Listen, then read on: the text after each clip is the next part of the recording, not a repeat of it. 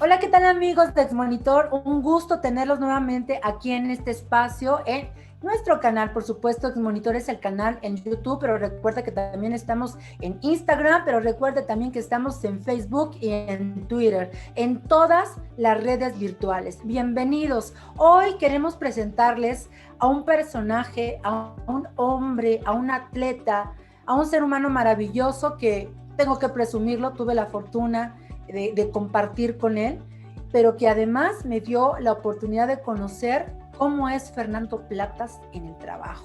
Entonces, hoy yo no quiero decir todo tu currículum, Fernando Platas, porque es enorme. Son muchísimos años que has dedicado al mundo del deporte. Pero para no hacerle más el cuento largo, bienvenido Fernando Platas. Muchas gracias, Ivonne, por la invitación, Omar. Para mí siempre es un gusto y más con compañeros que tuvimos la fortuna de estar ahí sufriendo y haciendo cosas padres, ¿no? Siempre con el tema de deporte y pues bueno, a tus órdenes. Muchísimas gracias. Voy a comentar algo, Fer, porque es importante decir, hoy tenemos nuevas generaciones, ¿no? Generaciones que no saben ni cómo somos, generaciones que no saben cuando no están inmersas en la parte del deporte, que es tan difícil a veces hacerlos, ¿no? Que ellos compartan y que se involucren en la parte deportiva. Yo quiero comentar quién es Fernando Platas, rapidito, porque yo quiero que tú no lo platiques.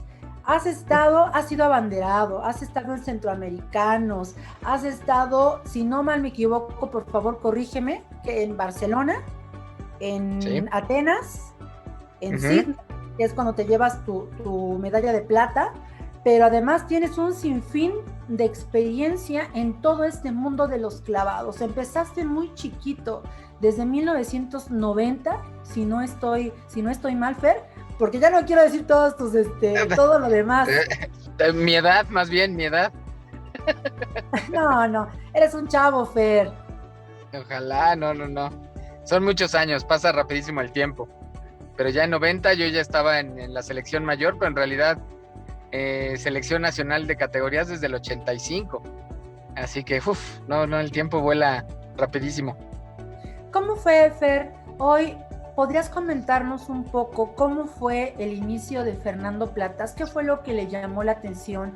¿Qué fue lo que dijo, yo quiero vincularme o dirigirme a esta parte primero de los clavados, ¿no? ¿Cómo fue que te atrajo?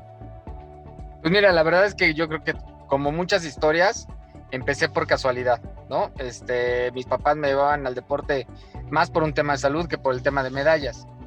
Y de ahí me topé con un deporte que pues es muy, muy divertido, que es muy divertido, que tiene su iniciación, pues es como ir a un parque de diversiones, ¿no? No es nada de lo que ves común, o sea, no tiene nada que ver con básquetbol, con fútbol, no, aquí hay que pararse de manos, aventarse de altura. Y ahí me cautivó y yo creo que vinieron dos etapas, me gustó mucho competir, la competencia en clavados es muy padre, es muy estresante, vamos, tiene ahí una parte de magia que para mí, bueno, fue increíble. Y la tradición de clavados, yo la verdad es que me volví un estudioso y un amante de estas historias de leyendas urbanas de Joaquín Capilla, de Álvaro Gaggiola, de Juan Botella, de Carlos Girón, de Jesús Mena. Obviamente Carlos Girón yo lo veía ahí, tuve la fortuna de ser amigo de Joaquín, ¿no? Y ver esta generación del 80, luego la generación del 84, y me marcó la vida de los medallistas, pero entendí que eran de carne y hueso, ¿no? Que eran personas que se ponían a trabajar, que trabajaban por sus metas, sus ilusiones, y a partir de ahí quise hacer mi propia historia. Sí, siempre, es decir que siempre los atletas en este caso empiezan desde niños, como bien nos dijiste, ¿no? Es una historia que tienen los pequeñitos que van porque los llevan los papás, pero ya que están inmersos en ello, es cuando volteas y miras a los personajes en los cuales te puedes inspirar para seguir adelante, ¿no? Y además para dar un paso más allá. Ya que los tenías ahí enfrente, Fer, ¿qué fue lo que te dijo a ti? Sí quiero clavados. O sea, ¿por qué clavados? ¿Por qué elegir de esta disciplina de la natación? ¿Por qué los clavados? Pues mira, yo siempre digo que me enamoré a primera vista, o sea, desde el primer día que entré al entrenamiento me encantó. No, no hubo duda de que estaba en el lugar ideal, no hubo duda de que me divirtiera, no hubo duda de nada. Fue amor a primera vista. Batallé mucho, o sea, pasé por muchos deportes, era bastante vago, ¿no? La pasaba de un lado para otro, no me retenían en ningún deporte hasta que caí en clavados, entonces caí en el lugar ideal. Hace algunos días, ahorita que estoy de especialista en televisión, casi todos los estábamos comentando y platicamos de algunos juegos, de algún momento en que te marca, ¿no? Para mí me marca la alberca y después me marca Juegos Olímpicos del 84, o sea, Raúl González, Ernesto Canto, para mí eran ídolos y de repente eran mis amigos. Entonces, yo creo que lo que tú dices es, cada historia tiene un punto donde se enamora y para mí fue mágico, fue así primero el trancazo y luego fue la parte aspiracional de los medallistas, ¿no? Así es. Y bueno, ya estando ahí, cuéntanos, hoy estás de este lado, estás como decimos en el argot de la radio y la tele, ¿no? Estamos del otro lado del cristal, pero platícanos cómo fue la primera vez para ti vivir la experiencia, qué se siente, qué emoción, y ¿sabes por qué? Porque al comentarlo ahora tú, es algo muy similar a lo que viven los atletas, ¿no? Cuando estás ahí, la emoción, el nervio, porque todo puede pasar. Tú puedes haber tenido entrenamientos al 100, ¿no? Seguramente te pasaste horas allí en el Comité Olímpico Mexicano, talacheándole y aventándote y poses porque la gente no sabe, ¿no? Que un clavadista no nada más está en la alberca, sino practica fuera y cae en cojines y cae. Cuéntanos toda esa parte, porfa, Fernando. Híjole, pues son muchos años, sobre todo en un deporte, y tú lo dices bien, Ivonne, sobre todo en un deporte de iniciación temprana. Estás empezando a los 6 años, pasas por categorías, sin embargo le estás pidiendo de repente a un niño o una niña de entre los 13, los 14 años que ya se prepare como un profesional. Justo cuando va a empezar a lidiar con el tema de ser puberto literalmente, de repente le empiezas a pedir cosas de seguridad, de madurez, y creo que lo que forma el deporte pues es carácter, lo que forma es esta parte de experiencia. Yo creo que independientemente que tengamos atletas y sean ganadores y sean campeones mundiales, el deporte forma personas diferentes, tienen una actitud de vida diferente, tienen una seguridad diferente, tienen valores que al final del día eso te ayuda el deporte, ¿no?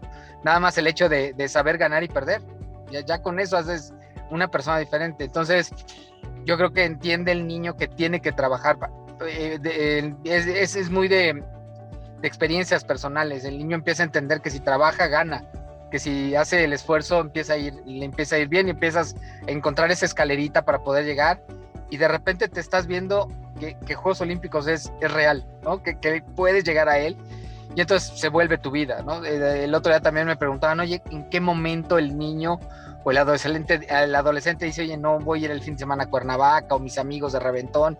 Pues cuando empiezas a ver que tienes la posibilidad de viajar, que en lugar de irte de fin de semana a Cuernavaca te estás yendo 2 meses a Europa, ¿no?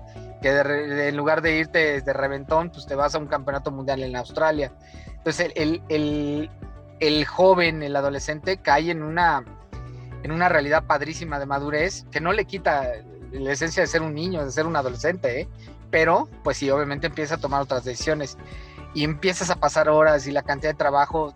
Para ti todo vale la pena para poder llegar a Juegos Olímpicos. Cuando ya tienes un camino, ¿no? Cuando dices, quiero estar aquí o quiero estar ahí.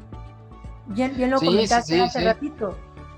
Sí, fíjate que esta parte que nos comentas, Fer, es muy importante porque, bueno, trabajando precisamente en el deporte, qué difícil es hacerle entender a las personas cuando no les gusta que hagan una disciplina incluso por salud. Pero cuando ya, como bien lo dices, ya te apasiona, no le quitas al niño ni le mermas parte de su desarrollo personal, de su desarrollo de crecimiento, porque va aprendiendo a fortalecer debilidades. Cuando caes con entrenadores que bien tienen ese don de trabajo y conocimiento para saberlo dirigir, ¿no? Sí, sí, sí. Y sabes que yo todavía subrayaría lo que acabas de decir. Cuando ves a un niño, yo me dedico a las conferencias y de repente vas a conferencias con chavos que están en prepa y les preguntas, oye, ¿qué plan de vida tienes? Y ves la cara así de, ah, no, y de repente estás en una piscina, estás en una cancha, estás en una pista y al niño le preguntas, tiene 12 años y le dices, oye, ¿qué plan de vida tienes? Y te dice, primero voy a ser medallista, después voy a hacer mi carrera. Tienes 12 años, ¿no? Y al final del día no le mermaste su infancia, no le mermaste su adolescencia, al contrario, tiene un plan de vida, o sea, y eso es, híjole, yo creo que oro molido, ¿no? Totalmente de acuerdo contigo, y yo creo que hoy en estos momentos en donde estamos viviendo una generaciones, ¿verdad? Muy diferentes, muy, no quiero decir complicadas, porque cada uno de nosotros, a lo mejor a nuestra generación Claro. decimos que es la más bonita, no, pero son diferentes, pero sí como carentes quizá de un compromiso que no teníamos en tiempos anteriores. Es por lo menos hasta ahorita, ¿no? Especialistas es donde los han de alguna forma estereotipado o estigmatizado, lamentablemente. Oye, Fer, vamos a echarnos un cafecito, vamos a despabilarnos. Hoy como, fíjate, y lo voy a decir, el hecho de que haya sido mi jefe como que no me deja soltarme. Ahí Omarcito lo puede ver y bueno, quiero decirle, Fer, La gente va a decir la gente va a decir que era muy mal jefe, te da miedo, no, no, no.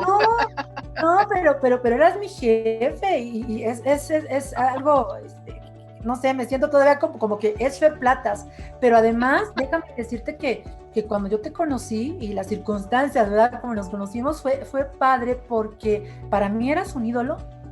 Yo vivía, o sea, igual los veo hoy a los atletas y dices, wow, estar en unos olímpicos, o sea, el ver la foto cuando estabas mordiendo tu medalla, que era clásico, ¿no? De esa Claro. etapa, de esa generación, era hermoso, y más cuando te apasiona el deporte. Entonces, me voy a soltar el pelo, me voy a tomar un cafecito, hoy se me olvidó, pero Marcito sabe que el café no me falta. ¿De qué les digo que a Fer le gusta el café y el café expreso y expreso?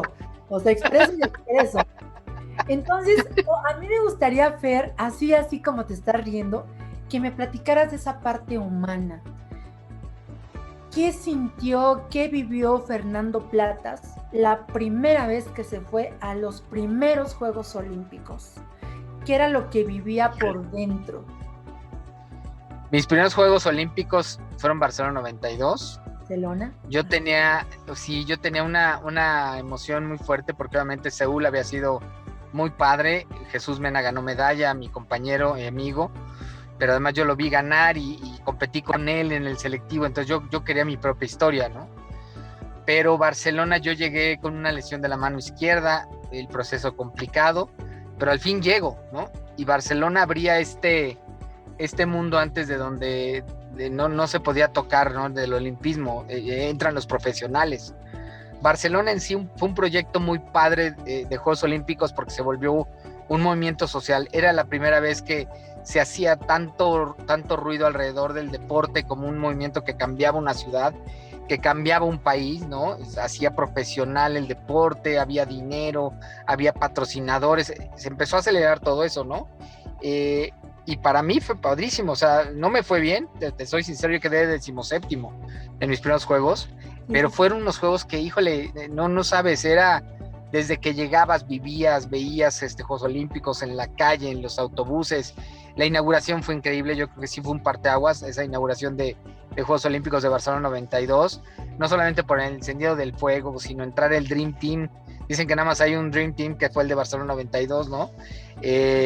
No sé, tantas cosas alrededor que yo no vivía. Había unos Juegos Panamericanos, había unos Juegos Centroamericanos, pero nada en esa dimensión, ¿no? En ese momento, y es cuando entiendes cuál es la grandeza de estos Juegos, ¿no? Una alberca icónica en el movimiento olímpico que tenía algo diferente, ¿no? Esa toma donde se ve ahí al fondo la Sagrada Familia y los clavadistas, todos nos subíamos a tirarnos y que nos tomaran la foto. Entonces creo que hubo cosas muy especiales de Barcelona y sobre todo estar en el sueño. O sea, es el momento en donde tu sueño se vuelve realidad y dices, estoy en Juegos Olímpicos, ¿no? Y ahí te cae el 20.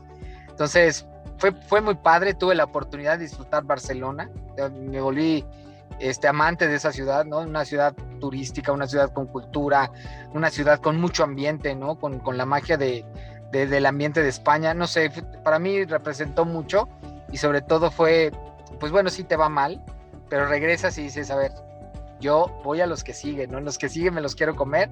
Y eso es algo que no se ve en el atleta, ¿no? Que sabe reinventarse, que sabe reestructurarse. El resultado haya sido bueno o haya sido malo, ¿eh?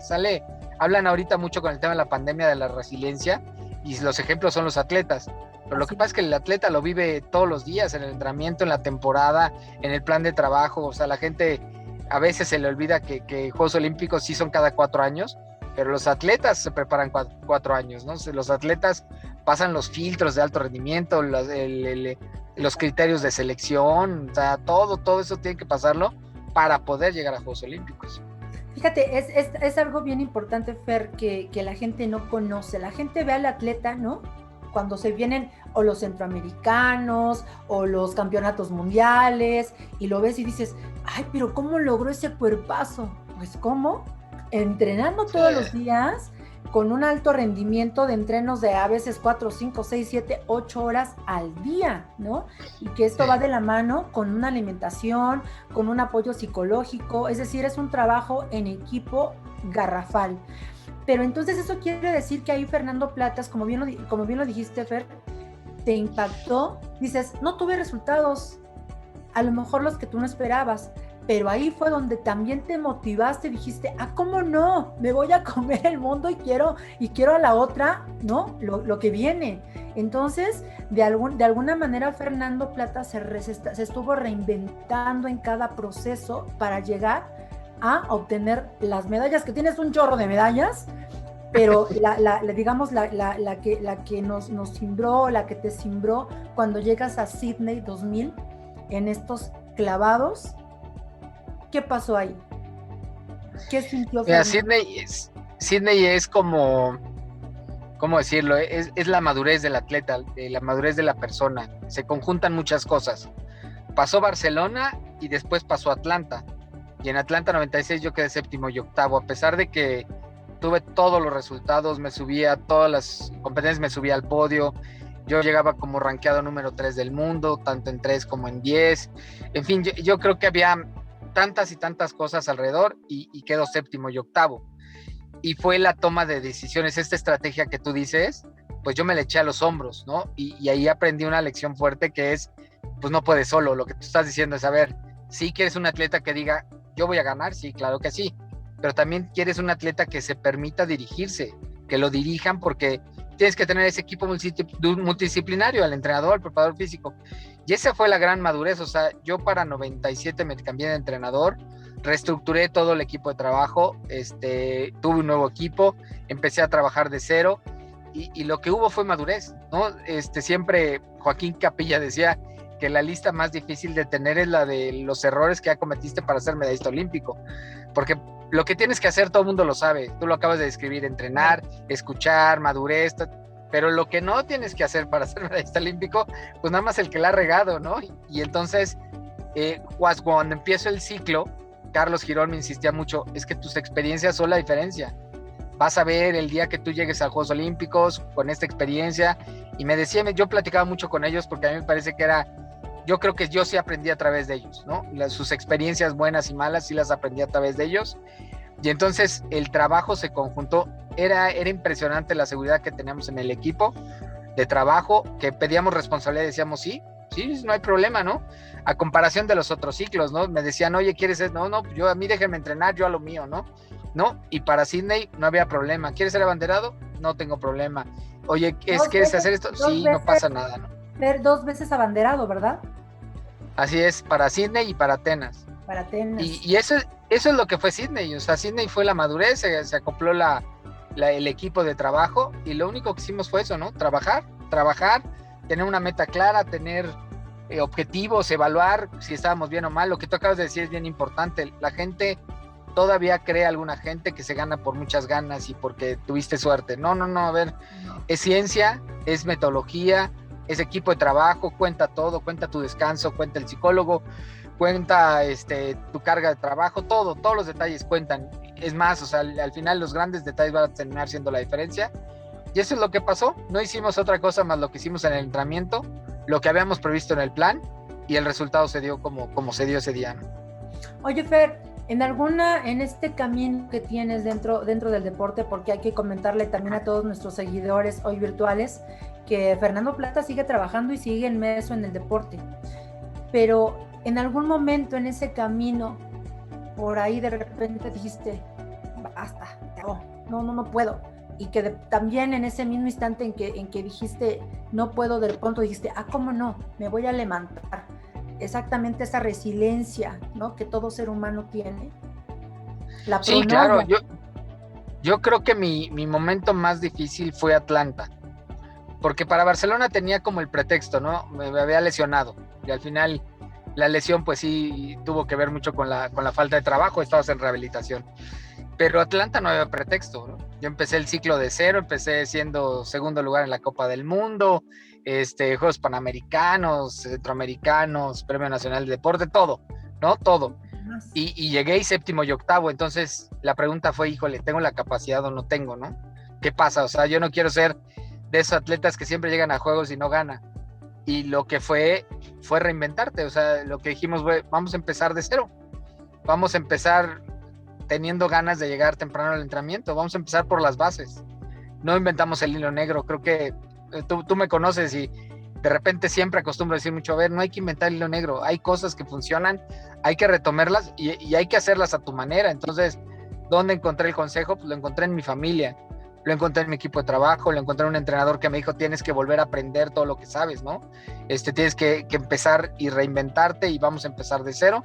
Y empezamos de cero, la diferencia es que ya tenías un camino, ya tenías una experiencia que hizo que todo eso pudiera avanzar y en un equipo de trabajos funcionar, ¿no? Oye, Fer, se me ocurre, imagínate que tienes esa posibilidad de salirse de Fernando Platas y de verte a ti mismo en algún trabajo, en alguna olimpiada, en algún momento de tu vida. ¿Cómo verías tú a Fernando Platas? Híjole, es un ejercicio muy bueno. Yo se lo recomiendo mucho a la gente, acostumbro mucho a hacerlo. Casi siempre no me quedo con la opinión de la gente alrededor. Siempre acostumbro verme mucho por afuera porque, híjole, soy mi peor crítico.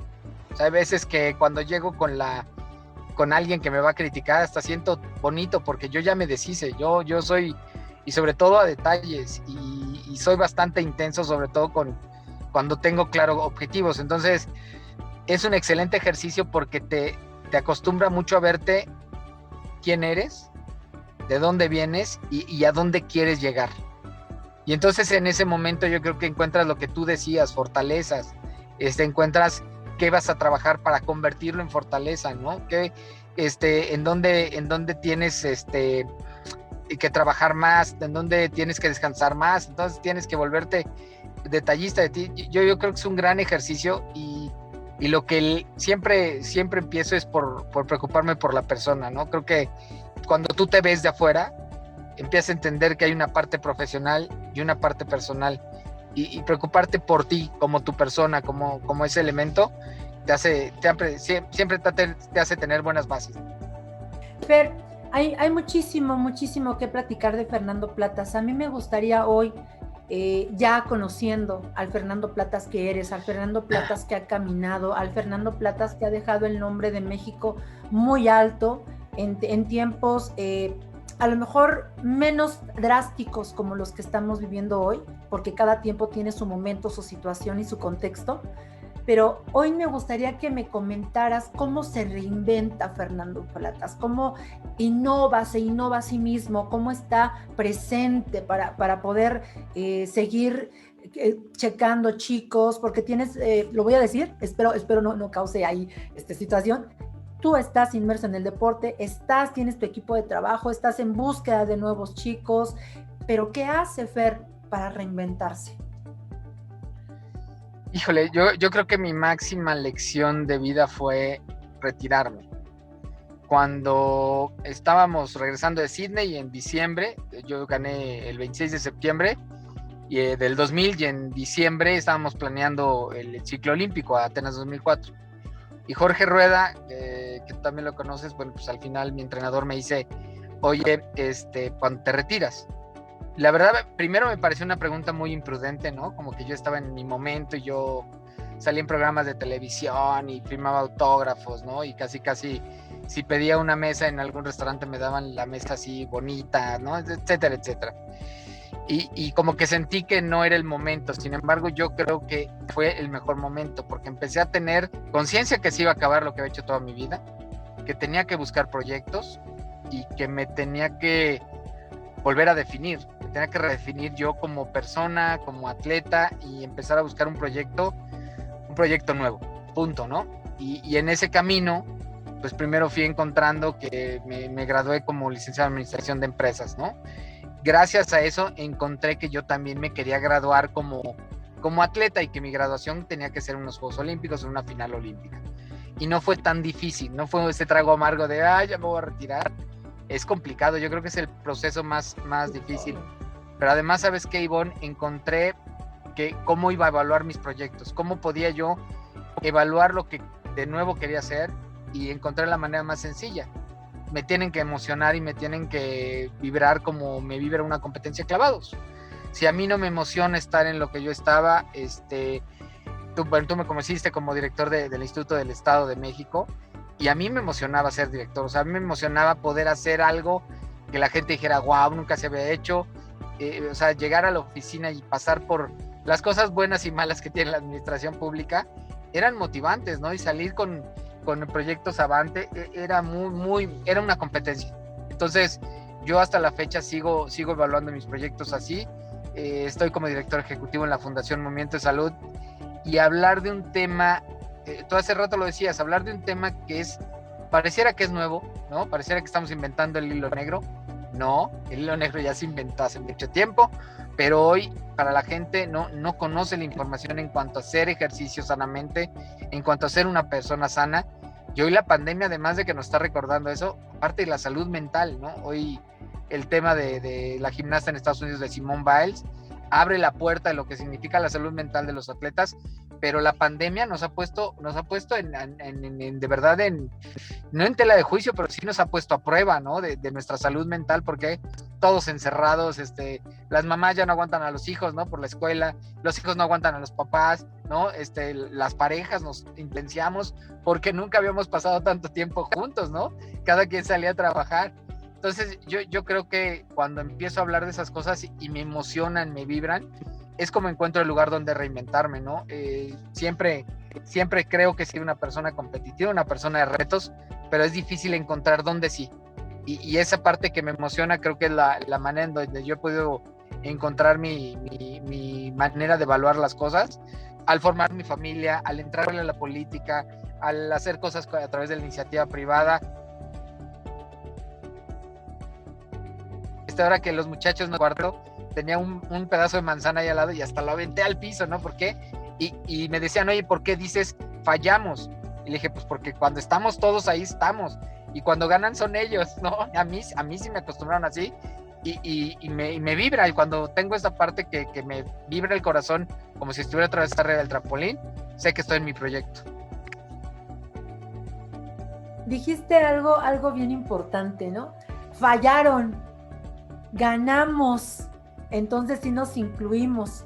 Y en esto está el proceso que tuvo que pasar Fernando Platas al momento de decidir, aquí es mi clausura, ¿no? Aquí me despido de la etapa de vida que tuve, no como atleta, porque el atleta se nos va a quedar siempre, ¿no? Nuestra parte deportiva, pero sí el hecho de que estén los reflectores, que como dices, llegaba yo y me ponía en la mesa y todo, pero dije, eso lo voy a decir como anécdota entre paréntesis y perdón, Fer, no es cierto, porque todavía compartí contigo, qué fortuna la verdad compartir contigo y ver cómo la gente llega y te pide autógrafos y dicen, ¿quién es Fernando? ¡Oye, el medallista olímpico! Y quiero decirles que cuando yo llegaba a un evento, ¿verdad? Precisamente que es mi jefe, que dice todo el speech que corresponde, yo feliz de la vida de decir, sí, chicos, recuerden, Fernando atleta, y sí, la gente te reconoce, Fer, porque eres un ícono, ¿no? Que como cada uno de ustedes que nos expone, digamos y me refiero a la cuestión de exponernos, de que los mexicanos podemos hacer las cosas, se puede. Que cuestan trabajo, claro. Que hay que tener una frecuencia y una disciplina, claro. pero como dice, ¿no? No todos se quieren arriesgar o no todos quieren a lo mejor caerse y volverse a levantar, aunque a su medida lo han de tener. Fer, hoy también me gustaría preguntarte, tienes un centro que precisamente, saludos a tu hermana Pera Platas, que también tuve la fortuna de conocerla, a tu sobrino que es tu clon, ¿no? Tiene dos niños hermosos, un saludo a tu esposa, pero bueno, el hijo de tu hermana es otro Fer en chiquito, ¿no? Es increíble. Híjole, un abrazo, no. por favor. Hoy tienes este centro de trabajo, es decir, que sigues trabajando en el deporte. Aquí quieres consolidar, quieres capturar, quieres tener nuevos talentos en los cuales puedas tú transmitir toda tu experiencia. Pues mira, yo creo que como medallistas es algo que vas entendiendo después, que estás obligado. Primero estás obligado porque tienes que tener un legado, ¿no? Y te lo va exigiendo la misma posición de ser medallista. Pero además yo estoy obligado porque alguien lo hizo por mí. Cuando yo me volví parte importante de la selección nacional, siempre hubo un momento, si yo le hablaba a Carlos Girón y le decía, oye Carlos, quiero platicar contigo, dime cuándo, a qué hora, qué, desayunamos, comemos, cenamos, sábado, domingo, lunes, no importaba. Jorge Rueda le marcaba a Jesús y le decía, oye, te invito al entrenamiento de platas, sí, ¿a qué hora? 9 de la mañana, y llegaba Jesús. Y obviamente Marijose lo hizo siendo mi compañera de equipo, y después de retirada tenía todo el momento, el tiempo, ella ya era diputada y no tenía ningún problema para estar ayudando. Joaquín no tenía un solo problema, de hecho era más complicado sacar a Joaquín Capilla a una conferencia, ¿no? Y llevarlo a un entrenamiento, él llegaba solo, ¿no? Entonces yo creo que cuando recibes ese ejemplo de personas, sí estás obligado. Yo estoy obligado a transmitir mi experiencia. Yo siempre les digo a los jóvenes, les digo, miren, no les voy a decir cómo volverse medallista olímpico, porque eso ya está escrito. Yo les voy a decir las mañas de cómo se deben de volver medallistas olímpicos, porque eso es lo que vivimos. Yo sí creo que tenemos que hacer eso por obligación, pero además lo disfruto mucho. Sí me siento como el abuelito que da las recomendaciones, que a veces no es que lo sepamos, más bien es que la regamos tantas veces que sabemos que no tienen que hacer. Pero además acompañarlos en la parte de mercadotecnia, en la parte en donde los talentos pues pueden encontrar algún patrocinio, pueden tratar de empezar a hacer menor la carga que llevan los papás, porque a ver, los primeros patrocinadores que hay son los papás, esos son los que son entrenadores, nutriólogos, choferes, porristas, esos son los primeros, y después todos los demás. Entonces, si podemos ayudarles, pues además es algo que todavía es nuevo en el deporte, ¿no? Empezar con los patrocinios de jóvenes, encontrar patrocinios de María del Rosario, de Pablo Espinosa, de Rommel, pues es fácil, son los mejores atletas que tenemos, ¿no? De Alexa Moreno, pero encontrar de los que van creciendo es lo difícil, es ahí donde se puede hacer mucho recorrido. Eso te lo aplaudo y te lo agradecemos, Fer, porque sí haces muchísima falta para poder encaminar, y por supuesto la captura de talentos, ¿no? Tenemos años venideros que seguramente estaremos fuera de esta pandemia que hoy nos está robando mucho tiempo y nos está robando, a lo mejor, como bien lo platicábamos, backstage, ¿no? Muchas situaciones complicadas en las casas, pero yo creo que pronto habrá esa oportunidad. Y ahí me da espacio para otra pregunta. Viajemos al tiempo, ubiquémonos hoy en esta realidad que estamos viviendo. Me gustaría, Fer, que nos dieras cuál es tu opinión precisamente de esto.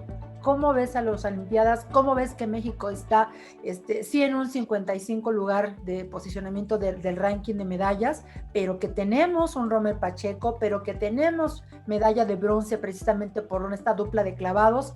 ¿Cómo ves ese aspecto de las Olimpiadas hoy? Bueno, mira, yo primero te diría que hay Olimpiadas gracias a los atletas. Cuando empezó la inauguración, creo que fue muy claro, hasta el discurso de Thomas Bach, que no solamente es el presidente del Comité Olímpico Internacional, sino también medallista olímpico de oro en esgrima, y él hablaba y decía, lo que nos movió fue ver cómo los atletas, no importando la pandemia, entrenaban en sus casas, entrenaban en el balcón, los que vivían en departamento, entrenaban donde pudieran. Ellos nunca dijeron no va a haber juegos, y esa fue la gran presión, ¿no? Para que existieran los juegos. Hay que entender al comité organizador, ¿no? En Japón, que es una isla, y que todos los cuidados, todo el proceso de salud se ha llevado a detalle, ¿no? O sea, la cantidad de casos controlados hace una eficiencia impensable, como, a ver, como son los japoneses, ¿no? Impecables y disciplinados en eso. Y teniendo estos juegos, pues van a ser unos juegos históricos, porque además no solamente va a ser estos juegos post pandemia y que puso a prueba a toda la humanidad, sino también que de alguna otra manera la vencimos, y la vencieron los atletas. Creo que es la parte importante. ¿Cómo veo a México? Pues veo a México con muchas ganas, con talento, como tú dices, tenemos talento. O sea, hoy es difícil y nada nos lo asegura, porque tuvimos un año sin competencias. Hoy es que los chavos de 3 metros iban ganando y fallaron. Sí, pero fallaron porque no había competencias. Lo que te da esa seguridad de hacer el último momento es tener todo este fogueo internacional de competencias. Los ingleses estaban rankeados en el número 2 del mundo. Yo los puse como el segundo lugar y dije, México, Rusia y Alemania van a pelear el tercero. Y Gran Bretaña se desmoronó, no pudo con un solo clavado, y a ellos nadie le dijo, ¡ay, qué mal lo hicieron! No, todo el mundo entendemos, pero sobre todo entiendes que sin esas herramientas lo están haciendo bien. Tenemos una nueva generación, tenemos atletas que también ya se van a jubilar, ¿no? Y que están en un último proceso de Juegos Olímpicos, pero creo que ahí está la renovación, y eso te da, a mí en lo personal me da mucha alegría ver pues estas nuevas caras, ¿no? Esta combinación de Ale Orozco y Gaby Agúndez, sí, experimentada, la medallista más joven que hemos tenido, pero está también la nueva generación ahí. Entonces creo que hay mucho futuro, tenemos que trabajar y va a ser un proceso largo, pero no va a ser tan largo, porque los próximos juegos son en 3 años. Creo, si no lo tomas a mal, y espero que los seguidores tampoco, yo creo que hoy estas olimpiadas deberían de ser tomadas tan solo por el hecho y por el logro de haberse concretado, Fer, porque es un trabajo, claro, que, como bien lo dices, cuando uno tiene la pasión por el deporte, entrenas donde puedes, implementas, creas tus propias herramientas para suplir a lo mejor lo que tenías en un comité olímpico o en el lugar o en el digamos, la federación, ¿no? Cuando te abrazan y te dan un sitio para poder con las herramientas adecuadas entrenar. Hoy hay que aplaudirle a todos los atletas, porque efectivamente van, la verdad es que yo he visto increíble, ¿no? El trabajo que llevan. Ahí, por ejemplo, me viene que también tenemos otra historia aquí que pasa esta chica Alexa Moreno, ¿no? A gimnasia, y se nos va con el potro, ¿no? Es la segunda mexicana que pasa en la historia de México en esta disciplina. Entonces, yo creo que todos marcan, Fer, efectivamente, el hecho de que si pasan o no pasan. Yo creo que hoy, todos, absolutamente todos, con el hecho de estar ahí, ya son ganadores, ¿no? Y sabes que, Ivonne, además la gente tendría que entender que cada día es más complicado calificar a Juegos Olímpicos. ¿Por qué? Porque son menos espacios. En el momento que hay más deportes, al final hay una capacidad instalada en este monstruo de instalaciones y de Villa Olímpica. No son más de 11,000, no pueden pasar más de 11,000. Entonces, si se abre un nuevo deporte, van quitando lugares de otros. Entonces, y no se trata de que no quieran que todos participen, ¿no? Lo que se quiere es tener el control y tener a los mejores del mundo. Es eso. Entonces, nuestros atletas han pasado ese proceso. Ya son de los 10,500, y hay unos que están en los primeros 30, en los primeros 8, en los primeros 12, y eso hace mucho más, tiene mucho más valía el que estén hoy ahí en Juegos Olímpicos, ¿no? Y creo que la gente tiene que dimensionar que el atleta no se prepara un año, no es, ay, mañana quiero ir a Juegos, déjame ver qué hago, ¿no? Voy a Cuernavaca, voy a Juegos. No, o sea, el ciclo son los 4 años, hay que pasar los parámetros, hay que pasar los selectivos, hay que cumplir los criterios. Exacto. Y no solamente los que se nos ocurran aquí en México, son los que tiene y define el Juegos Olímpicos, Comité Olímpico Internacional, desde que terminan los otros Juegos. Entonces, no es fácil, y como tú dices, yo creo que ya son ganadores, ya haciendo estos Juegos, ya se ganó como movimiento olímpico, no tener que parar y ver a los atletas haciendo estas maravillas. Ya ganó el movimiento olímpico. Así es. Oye, Fer, hoy te quiero tocar un tema un poco escabroso, pero que tiene que salir. Tiene que salir, ya sabes, me imagino sobre qué, pero es necesario. No, tengo miedo, pero no sé. ¿Sabes por qué? Porque los que hemos sido atletas, digo yo a mi corto alcance, pero me considero atleta porque como bien lo dices, me gustó y me apasiona. Eh, ¿Cómo ves el apoyo actual? No nada más para los clavados, no nada más para la Federación de Clavados, por las situaciones que además ha tenido, ¿verdad? El proceso de los apoyos por parte del gobierno, porque todos los atletas sufrimos de eso. Mira, yo creo que los apoyos, porque año con año tú lo vas viendo y lo vas midiendo, independientemente mucho, poco y demás, va mejorando. Lo que pasa es que el recurso no alcanza. Y yo lo que creo que ha pasado es que, uno, se ha perdido la coordinación desde la iniciación hasta el alto rendimiento. Y entonces se terminan duplicando apoyos o simplemente se abandonan. Y entonces el dinero no se gasta eficientemente. Yo creo que se necesita revisar lo que era la Olimpiada Nacional y lo que son los Juegos Nacionales hoy, porque mucho recurso se va ahí. Los estados gastan mucho recurso. Vamos, se le invierte. Sin embargo, creo que se podía invertir más eficientemente porque te va a faltar otras cosas. En los estados está la parte de desarrollar deportes. Tienes a la parte municipal y no le has dado herramientas para que de verdad tengan recursos los municipios, ¿no? Y puedan incentivar la iniciación, y de repente ves municipios que sí le invierten y hasta terminan apoyando alto rendimiento y dices, está bien, qué padre, pero a lo mejor se debería si todos supiéramos que estamos trabajando, pues gastarías mejor recurso en la iniciación, y entonces el Estado toma la otra parte y entonces la Federación toma la otra parte. La iniciativa privada, no se ha abierto la puerta a la iniciativa privada quiere, pero pues si tú no le haces es rentable, si tú no le ayudas a la iniciativa privada, no va a poder invertir. Entonces creo que los apoyos van bien, creo que se está tratando de hacer más, pero valdría la pena preguntarnos para qué queremos las cosas, o sea, para qué queremos Juegos Nacionales, para qué queremos los de Juegos Escolares, para qué queremos un campeonato nacional. ¿Qué debe de cumplir? ¿En qué aporto yo haciendo un campeonato nacional? Y entonces a lo mejor hasta nos damos cuenta que estamos todos en el mismo barco y todos queremos hacer lo mismo. Bueno, pues no se puede, ¿no? Creo que cada quien puede hacer una parte. Las federaciones hay que transparentarlas, hay que ponernos a trabajar. No deben de ser un coto de poder, deben de ser facilitadores, ¿no? Y de verdad ponerse a chambear desde abajo. Ellos son la autoridad técnica y deberían de ayudar mucho. Entonces, no lo veo mal, pero creo que hoy tendríamos retos que deberían de ser muy seriamente tomados para planear, para planificar. No, los temas de recursos no deberían de ser un problema. Tampoco se gastan los trillones de dinero en el tema de deporte. Se gasta recurso, pero creo que gastarlo eficientemente sería un gran cuestionamiento. Ok, no entremos en Honduras, porque esto del proceso administrativo, de los apoyos, es una situación muy compleja que obviamente mucha de la gente que a lo mejor nos está viendo, de nuestros seguidores, no entienden todo el proceso que tiene el deporte, desde que es la captura de talento a nivel local, municipal, estatal, y luego cómo es un proceso nacional, porque de ahí es donde los atletas se van despejando, se van descubriendo, ¿verdad? Y bueno, obviamente ya los captura el Comité Olímpico, CONADE, y se van a Centroamericanos. Es una serie de competencias que a lo mejor la gente no sabe que todo atleta tiene que pasar desde su selectivo, ¿no? De cada una de sus ramas. Pues Fer, hoy yo quisiera que tú nos apoyaras con un mensaje para la población. ¿Qué les sugieres? ¿Qué les recomiendas? ¿Qué les incentiva para que sigan adelante? Para que a lo mejor digan, quiero deporte, no quiero deporte.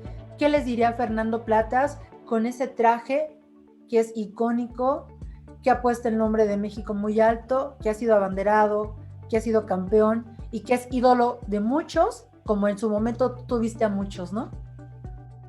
Híjole, yo creo que dividiría mi mensaje. Primero, yo se lo diría a todas las generaciones nuevas, a las niñas, a los niños, a los jóvenes, que vale la pena que se pongan a trabajar en su plan de vida desde hoy. No sé si el plan de vida es ser deportista, no sé si el plan de vida es ser un excelente empresario, un político, lo que sea, el proyecto que sea, pero que desde hoy, porque de repente en un abrir y cerrar de ojos se van a ver siendo un adulto contemporáneo, ¿no? Y que el tiempo ya pasó y no le diste el tiempo a ese sueño que querías. no es malo soñar. A mí me parece que no, de repente te dicen no sueñes porque te puedes decepcionar cuando tu sueño no se cumple, ¿no? Yo creo al revés. Yo creo que los planes se diseñan muy bien cuando sueñas, pero pues hay que ponerse a trabajar, ¿no? No hay que quedarse nada más en el sueño, que son una generación nueva increíble. El joven que tú me pongas o cualquier niña que tú me pongas, podría decirle cuáles son sus grandes cualidades, porque así es el ser humano, va evolucionando y va mejorando de generación tras generación. Lo único es que no hay que inventar el hilo negro, regresar a trabajar todos los días. Si quieres ser un atleta de alto rendimiento, las competencias se ganan en el entrenamiento, no se ganan en la competencia. Si quieres ser el mejor catedrático, pues hay que estudiarle todos los días hay que meterle. Esa es la gran diferencia. Esta generación ha perdido el trabajo diario y creo que ahí puede ser la gran diferencia. Y a los papás, a quienes somos papás, yo les diría a los adultos, decirle, a ver, el ejercicio es una herramienta importante, tanto como que nuestros hijos aprendan matemáticas, a leer, escribir. ¿Por qué? Pues porque no le podemos garantizar nada en el futuro a nuestros hijos más que sean personas sanas. Y la salud física va de la mano con la salud mental, tiene que ver con el ejercicio, tiene que ver con todo lo que enseña el ejercicio, y por lo tanto, de verdad que le apuesten a esa herramienta. No es una herramienta que se vayan a volver vagos, por el contrario, es una herramienta que te permite desarrollarte como persona, ¿no? Que te permite tener otras experiencias como persona. Bien lo decías, yo soy papá de dos chamacos, uno de 8 y de 6, y yo todavía decía, ¿cómo les voy a enseñar a perder y a ganar? Esa era una gran duda que tenía. Entraron a su deporte, no compiten tan fuertes, tan chiquitos, tienen 8 y 6, pero ves cuando le hace taekwondo y ves cuando entran a combate y le pegan y se cae y se levanta y está llorando, pues sí, te duele el pellejo, pues sí, pero ves que aprende y dice, pues lo vuelvo a intentar, y vuelve a entrar al round y le entra y todo y sale feliz. Quedó segundo de 2, ¿no? Quedó segundo de 2, pero él salió feliz. Y salió feliz porque enfrentó sus miedos, y eso yo creo que se nos olvidamos como papás, que esa es nuestra gran labor, darles esas lecciones de vida que terminen siendo mejores seres humanos, pero también siendo mejores seres humanos sin salud, híjole, pues no les garantizamos nada, ¿no? Y ahí va de la mano el ejercicio. Yo les diría que vale mucho la pena apostarle y se van a divertir mucho también como un espacio familiar que puedan compartir, ¿no? Fernando Platas, mil gracias por aceptar esta invitación, mil gracias por compartirnos parte de tu vida, mil gracias porque conocemos al Fernando Platas más humano y más cercano. Ni me digas, Ivonne, siempre un gustazo verte, que estés muy bien y ojalá nos veamos pronto. Así será. Muchas gracias, Fer. Amigos, les recuerdo que la entrevista, bueno, por supuesto, nos pueden seguir por las 4 redes, que es Instagram, Facebook, Twitter y el canal, por supuesto, de YouTube, Exmonitores, el canal. La vamos a lanzar, por supuesto, le avisaremos a Fer Platas. Denos un like, por supuesto, también compártala. Y aquí estamos, Exmonitores. Muchas gracias, Omarcito González en la producción, Ivonne Zambrano, y esto, recuerden, es un proyecto de todos los que integramos Exmonitores.